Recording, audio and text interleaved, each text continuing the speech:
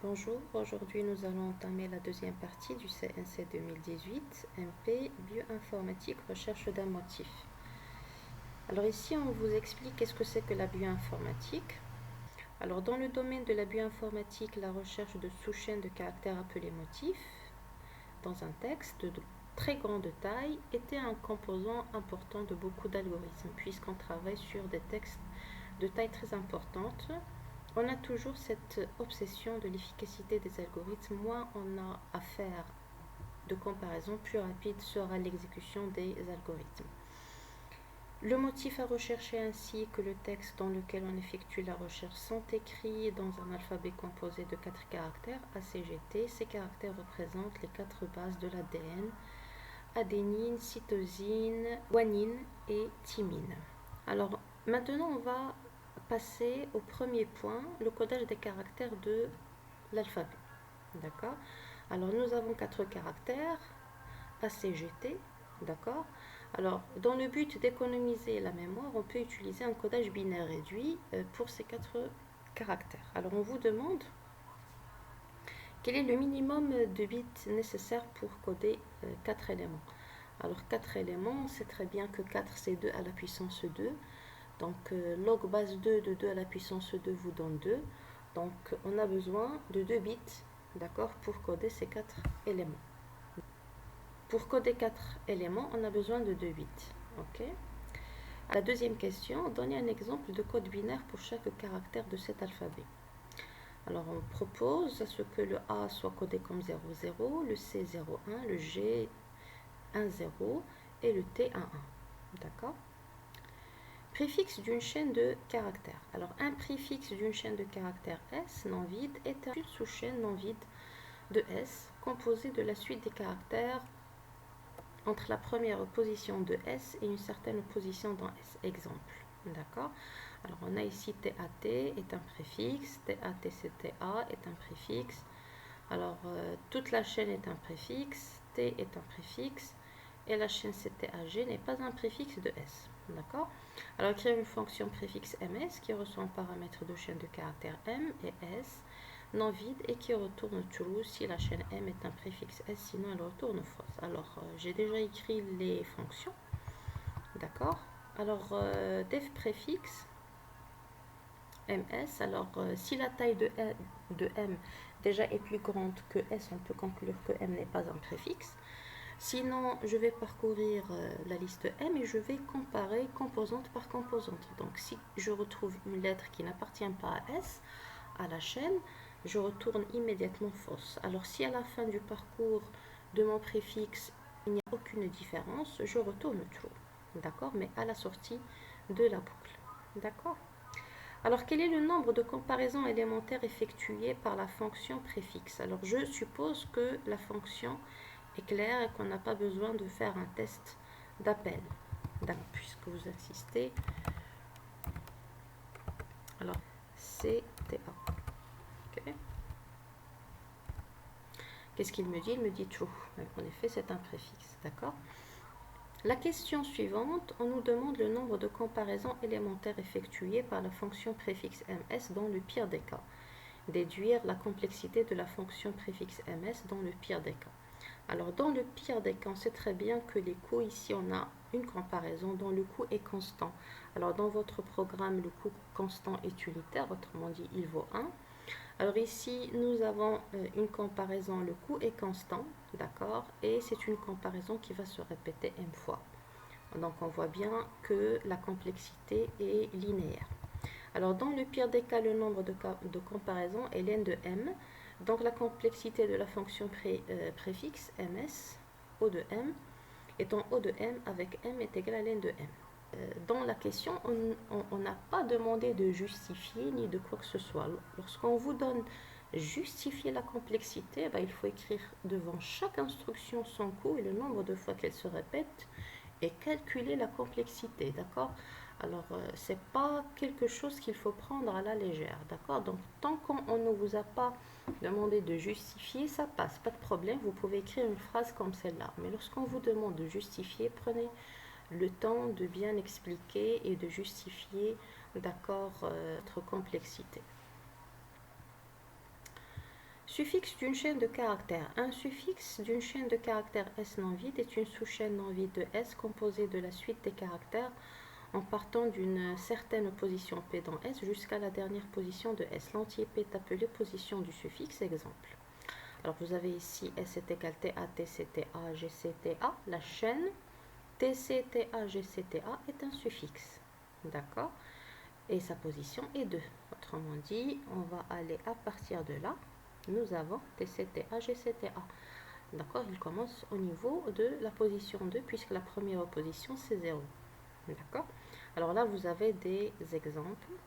Écrire une fonction liste suffixe S qui reçoit en paramètre une chaîne de caractères S non vide et qui renvoie une liste de tuples. Chaque tuple de cette liste est composé de deux éléments, un suffixe de S et la position P de ce suffixe dans S. D'accord.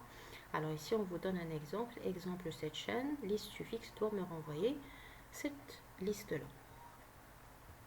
Alors, j'ai déjà écrit la fonction, donc je vais vous la lire et vous l'expliquer en même temps. Donc, je vais prendre une liste vide et je vais parcourir ma chaîne. Et je vais faire des slicing. Ok? Donc, je vais prendre S de I, de l'indice I jusqu'à la fin. Et je vais mettre le I comme l'indice de départ de ce suffixe. D'accord? Et je retourne L. C'est bon? Donc, c'est pas vraiment très difficile pour cette fonction.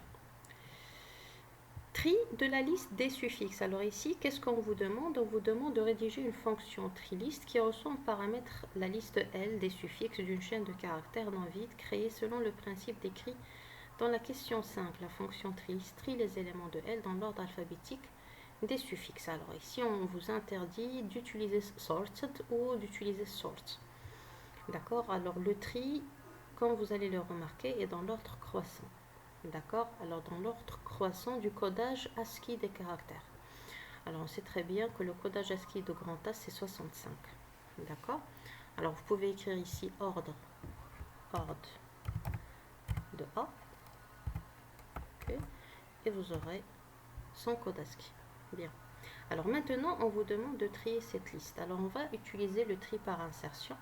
D'accord? Puisqu'on n'impose pas une complexité vis-à-vis de ce tri, donc je vais prendre le tri par insertion. Alors voici le tri par insertion. Donc def tri list for i in range de 1 jusqu'à len de L. On rappelle que le tri par insertion suppose que votre tableau est divisé en deux, une partie triée, une partie qui n'est pas triée. Donc for i in range, la partie non triée commence à partir de la case d'indice 1. Et la partie triée au départ est réduite à la première case d'indice 0. J va recevoir I-1, J est l'indice qui parcourt la partie triée. X reçoit L de I, X est l'élément à placer dans la partie triée, de telle sorte à ce que 0 jusqu'à I soit trié à la fin, d'accord, de cette itération de for. Tant que J est supérieur ou égal à 0 et X0 est inférieur à LJ de 0. Alors ici, nous sommes en train de parcourir la partie triée et on est en train de comparer la première composante de chaque tuple. D'accord? Donc ici, X c'est la composante qu'on veut placer. On compare sa première composante avec les premières composantes des tuples qui se trouvent dans la partie triée. Alors, si x0 est inférieur à LJ de 0, on fait un décalage. LJ plus 1 va recevoir L de J. D'accord? J reçoit J-1 pour reculer dans la partie triée. À la sortie, si J est négative ou bien x0 est supérieur ou égal à LJ de 0, donc on va placer notre x à la case qui est en face. D'accord? À la case qui vient juste après. Alors, test d'appel. On va prendre L, on va recevoir liste suffixe. Alors de la chaîne, alors on va prendre la chaîne qu'ils ont utilisée ici. Alors je vais prendre T1, TC, T1, GCTA. Voilà. Donc voici voici la liste des suffixes. Puis ensuite, on va trier la liste des suffixes L. Voici le résultat. D'accord? Bien. Alors, recherche dichotomique d'un motif. Alors, on sait très bien que la recherche dichotomique fonctionne que sur un tableau qui est trié. S'il n'est pas trié, ça ne marche pas. Donc, la recherche dichotomique impose à ce que le tableau patient paramètres soit trié. D'accord? Alors, elle consiste à diviser le tableau en deux parties et de comparer l'élément qu'on cherche, s'il existe au niveau de la première partie ou de la deuxième partie, et rectifier à chaque fois la recherche pour réduire la complexité de la recherche. D'accord? Alors, on vous demande de rédiger une fonction recherche dichotomique, ML, qui utilise le principe de la recherche dichotomique pour rechercher le motif M dans la liste des suffixes L triés dans l'ordre alphabétique des suffixes. Si M est un préfixe d'un suffixe dans un tuple de L, alors la fonction retourne la position de ce suffixe. Donc il suffit que on retrouve un suffixe qui commence par M. D'accord? Alors la fonction retourne la position de ce suffixe. Si la fonction ne trouve pas le motif M recherché, alors la fonction retourne none. Donc la liste des suffixes de TA, TC, TA, GC, TA, triée dans l'ordre alphabétique, d'accord, est la suivante. Recherche dichotomique CTAL renvoie la position 3. Alors le programme de la recherche dichotomique, alors on commence... début va recevoir l'indice 0, la fin va recevoir l'in de L-1, tant que début est inférieur ou égal à la fin. Je calcule le milieu, alors si L de milieu de 0 et je vais prendre la tranche de taille M égale à M, je retourne le milieu, sinon je vais comparer la tranche de taille M avec M, si elle est inférieure, d'accord, donc je vais chercher au niveau de la seconde moitié de mon tableau. D'accord? Alors sinon, je vais chercher au niveau de la première moitié de mon tableau. D'accord? Donc on va tester ça. Recherche dichotomique. Donc on a L qui est trié. Recherche dichotomique. Ok. Alors recherche dichotomique, on a dit TA. Alors, on va saisir TA, puisque c'est elle qui pose problème. Et notre liste triée. Alors, elle me renvoie la case d'indice 6. Alors, la case d'indice 6, ça doit être celle-là. Alors, 0, 1, 2, 3, 4, 5, 6. Voilà. C'est bon. Donc, c'est ça ce que nous renvoie. En fait, c'est pas 0, mais c'est 6. Pose MK les tailles respectives de la chaîne M et de la liste L, déterminez en fonction de M et K la complexité de la fonction recherche dichotomique, justifiez votre réponse. Alors ici, ça ne suffit pas d'énoncer la complexité, elle vaut combien, mais il faut justifier la réponse. Alors pour la justification, je vais reprendre le programme. Alors def recherche dichotomique, chaque instruction élémentaire a un coût constant. Alors, la première a un coût C1 qui se répète une fois. La deuxième, coût C2 qui se répète une fois. Tant que début inférieur ou égal à la fin, c'est une comparaison qui va se répéter log base 2 de K. Avec K, c'est la taille de L. D'accord? Alors après, je vais justifier pourquoi le nombre des itérations est log base 2 de K. Les instructions qui vont suivre, milieu reçoit début plus fin divisé par 2, c'est une instruction élémentaire, le coût est constant, elle se répète puisqu'elle est dans la boucle, le nombre d'itérations de la boucle. Le test, le premier test, son coût est M, puisqu'on compare composante par composante, d'accord, qui va se répéter log base 2, d'accord, de K. Alors si le premier test échoue, on passe au deuxième test, donc le coût est aussi M qui va se répéter log base 2 de K, et à l'intérieur on a un bloc, d'accord, et le else c'est le même bloc, c'est le même coût, et donc on va retenir, comme on sait très bien, pour les instructions if else, on retient le coût de la condition et le coût maximal, d'accord, d'un des deux blocs. Donc on cherche si le bloc de if ou bien le bloc de else, qui est le plus coûteux. Et ça sera le bloc qui sera retenu et qu'on va rajouter au coût de la condition. Alors ici, nous avons deux blocs qui ont le même coût, donc on va retenir un des deux. Donc je vous ai écrit les coûts et le nombre de fois. Alors justification, je pose le coût du bloc CCM, le bloc qui se répète. Alors de la boucle while, je pose que CCM, c'est C3 plus C4 plus 2M plus C5. Ça c'est le coût indépendamment du nombre de répétitions. Ce bloc-là, il coûte C2M. D'accord? Et je justifie pourquoi j'ai M. L de milieu reçoit, L de milieu égal à M fera la comparaison composante par composante et donc le coût est M. D'accord? Alors maintenant, je vais justifier que le nombre des itérations de la boucle while est log base de 2K. En effet, on a T de 1 lorsque j'ai un tableau d'une seule composante, autrement dit un tableau qui est composé d'une seule case, le coût c'est T de 1. T de 1 c'est C de M, le coût de la boucle while, plus C1 plus C2, les coûts des instructions qui sont au départ. D'accord? Et T de K, lorsque j'ai un tableau de taille K, le coût c'est TK sur 2 plus C de M. Donc c'est le coût lorsqu'on va travailler sur l'une des moitiés du tableau plus le coût C de M plus le coût de la boucle. D'accord? Puisque finalement le temps que va prendre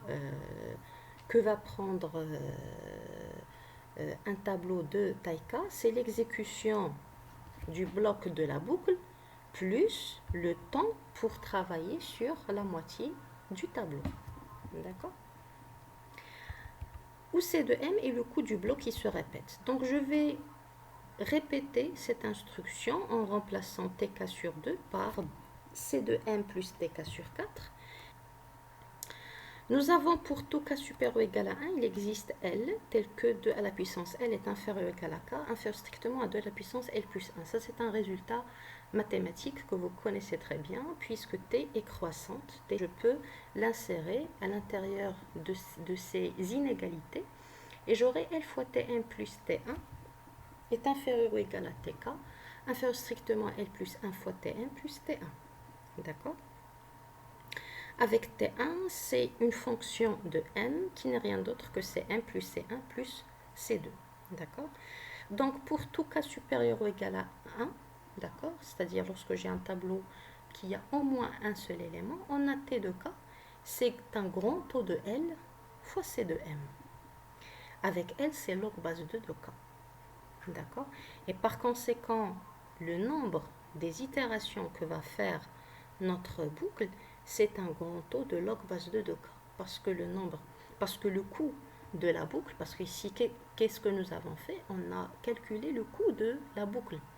Le coût de la boucle, c'est justement le temps que va prendre ces instructions et qui sera multiplié par le nombre des itérations. On voit bien que C de M, c'est le coût du bloc qui se répète de la boucle. Et grand taux de S, c'est le nombre de fois, d'accord, que ce bloc-là va se répéter. D'accord? Donc le coût de la fonction est, maintenant, je reviens pour exprimer le coût de toute la fonction. Donc vous voyez comment on a partagé le travail. J'ai commencé par calculer le coût du bloc qui se répète, autrement dit le coût du bloc while. Puis ensuite, j'ai calculé le temps, ou le coût, d'accord, que va prendre les répétitions, d'accord, du bloc de la boucle while. Et maintenant, on va calculer le coût de la fonction en totalité. Alors, le coût de la fonction dépend de deux paramètres, dépend de K et de M. Donc, c'est C1 plus C2 plus CM fois le nombre de fois qu'il va se répéter. Autrement dit, grand taux de log base 2 de K. Ce qui n'est rien d'autre qu'un grand taux de M fois log base 2 de K. Donc, c'est la complexité de notre fonction. D'accord? Alors, pour la suite,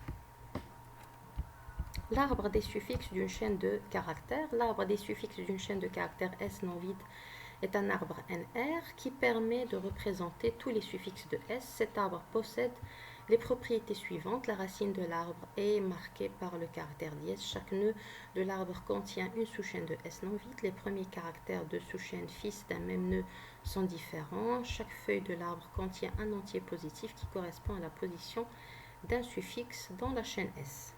D'accord? Alors ici, on vous décrit votre arbre, comment il se présente. Alors exemple, vous avez la chaîne, la liste des suffixes est la suivante, elle est dans L, et l'arbre des suffixes est ce que vous avez là. D'accord? Alors qu'est-ce qu'on vous dit? On vous dit que la racine de l'arbre dièse se trouve au niveau 0, de l'arbre, ses fils se trouvent au niveau 1. En parcourant une branche de l'arbre depuis le niveau 1 et en effectuant la concaténation des sous-chaînes des nœuds, on obtient un suffixe de la chaîne S. D'accord? Donc ici, vous avez A, GCTA. Ça, c'est un suffixe A, et ainsi de suite. D'accord? Bien.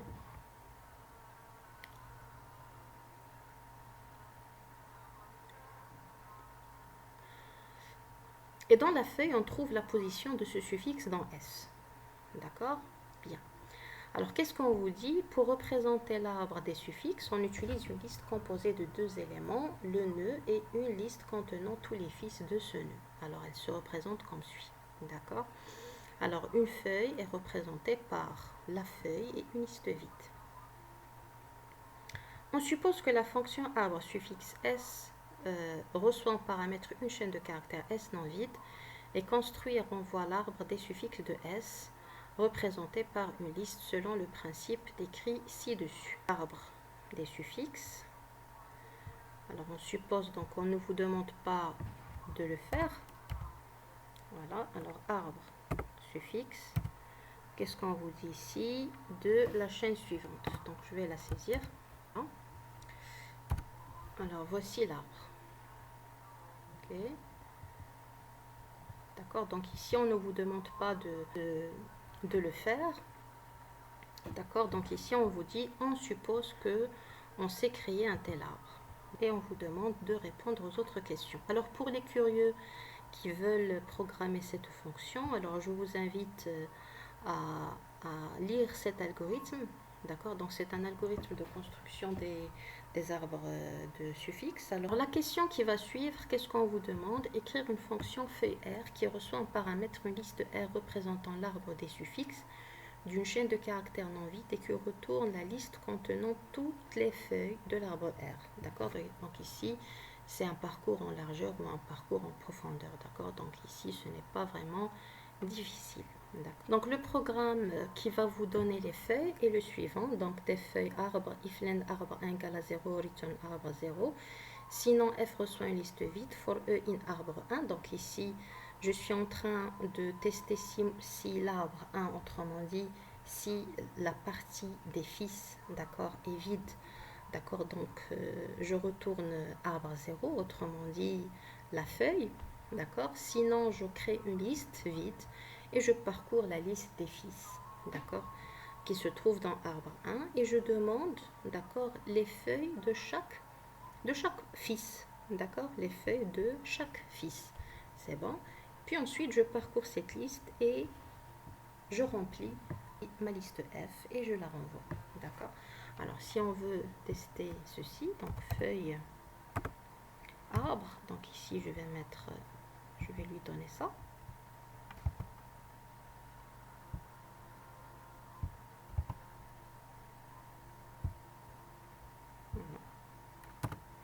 Elle me renvoie 9, 5, 1, 7, 3, 6, 8, 4, 0, 2. La dernière question dans cette partie, l'intérêt de l'arbre des suffixes, c'est qu'il permet d'effectuer une recherche de toutes les occurrences d'un motif dans un temps qui dépend uniquement de la longueur du motif et non de la chaîne dans laquelle on effectue la recherche. En effet, la recherche d'un motif se réalise par la lecture du motif recherché et par le parcours simultané de l'arbre des suffixes. Trois cas peuvent survenir. On se retrouve sur un nœud et le motif est un préfixe de ce nœud. On se retrouve sur un nœud et ce nœud est un préfixe du motif. D'accord? Donc, vous avez, soit vous vous retrouvez sur ce nœud et le motif est un préfixe, ou bien et ce nœud est préfixe du motif. D'accord? Dans ce cas, on continue la recherche parmi les fils de ce nœud. On ne peut plus descendre dans l'arbre. Dans ce cas, il n'y a pas d'occurrence du motif recherché dans la chaîne. Je vous demande d'écrire une fonction recherche arbre MR qui reçoit en paramètre un motif M non vide, une liste R représentant l'arbre des suffixes d'une chaîne de caractères non vides. La fonction retourne une liste contenant les positions de toutes les occurrences de M dans cette chaîne de caractères. Et là, vous avez un exemple. D'accord? Alors, la fonction qui permet de faire... alors ici, c'est la question... Ici, c'est la question 9. Et là, c'est la question 10.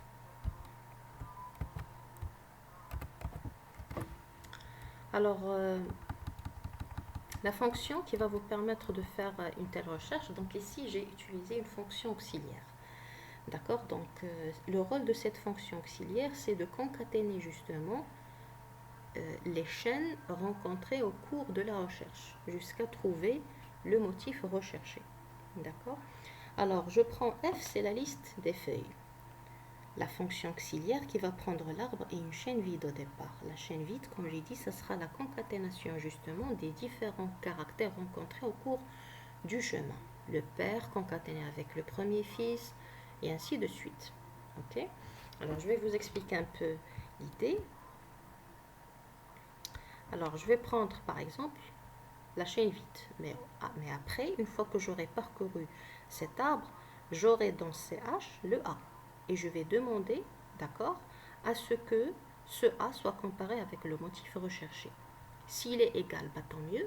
Je vais récupérer les feuilles. Sinon, je continue ma recherche.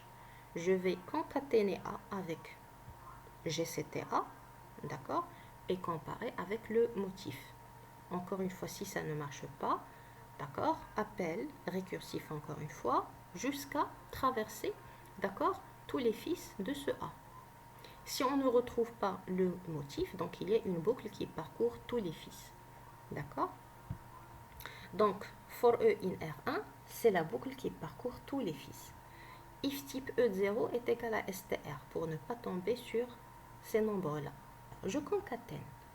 Alors, chaîne va recevoir CH plus E0. Donc ici, CH, E0, que représente? Ben, c'est justement le père. D'accord? C'est la racine de l'arbre en cours. D'accord? Alors là, vous avez cet arbre-là. Vous avez cet arbre-là qui sera parcouru, celui-là et tout celui-là. Ok? Alors, je vais prendre la tranche de taille len de M et la comparer avec le motif que je recherche. Donc, si ça concorde, je vais rajouter dans F les feuilles de l'arbre E. Je vais utiliser la fonction précédente. D'accord? Sinon, je vais faire un appel récursif pour que on parcourt encore une fois cet arbre-là, c'est-à-dire le E. Ensuite, qu'est-ce qu'on va faire? Je vais demander à ce qu'on parcourt, d'accord, les fils de cet arbre-là avec la chaîne cette fois-ci, c'est CH plus E de 0. D'accord? Et dans ce cas, qu'est-ce qu'on va faire? Ben, on va parcourir ces fils. Ok, et on va refaire encore une fois le même travail parce que ce for E in R1 ne parcourt que les fils de l'arbre qui est passé en paramètre. D'accord? Voilà. Et puis, à la fin, je fais appel à cette fonction auxiliaire en lui donnant une chaîne vide et return F, la liste, d'accord, des feuilles. D'accord? Alors, on va tester ça. Alors, recherche arbre, le motif. Alors, je vais écrire par exemple TA. Et je vais lui donner l'arbre. Alors, l'arbre, il est toujours encore en mémoire. Le voilà. Il me dit 8, 4, 0. Alors, je vais tester avec un autre motif. TC. TA. G. Il me donne 2. Un autre motif, c'est TA.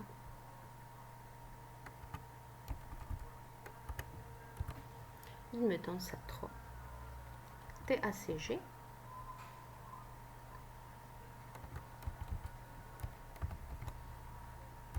il me donne une liste vide. D'accord? Voilà, donc c'était pour cette partie-là. Comme j'ai dit, j'insiste pour les élèves qui veulent connaître le programme qui permet d'avoir l'arbre des suffixes, ils peuvent m'écrire. Sur ce, la prochaine vidéo va traiter les bases de données d'un arbre des suffixes et la dernière partie de ce concours. En attendant, portez-vous bien. Au revoir.